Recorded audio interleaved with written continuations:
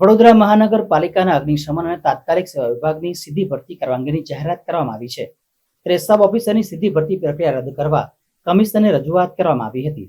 વડોદરા મહાનગરપાલિકાના અગ્નિશમન અને તાત્કાલિક સેવા વિભાગની સીધી ભરતી કરવા અંગેની જાહેરાત કરવામાં આવેલ છે.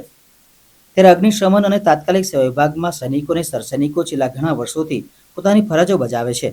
ત્યારે આવા કર્મચારીઓને બઢતી આપી બહારથી સબ ફાયર ઓફિસરની સીધી ભરતી રદ કરવા મ્યુનિસિપલ કમિશનરે ફાયરના કર્મચારીઓએ રજૂઆત કરી હતી.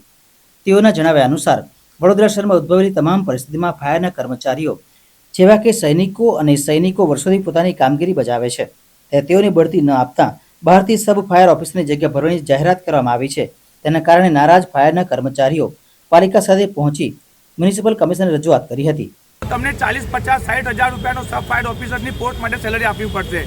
એના કરતાં જે ઓલરેડી જે સર સૈનિક જમાદાર છે એ ઓલરેડી 40-50 હજાર રૂપિયા સેલરી લઈ રહ્યા છે.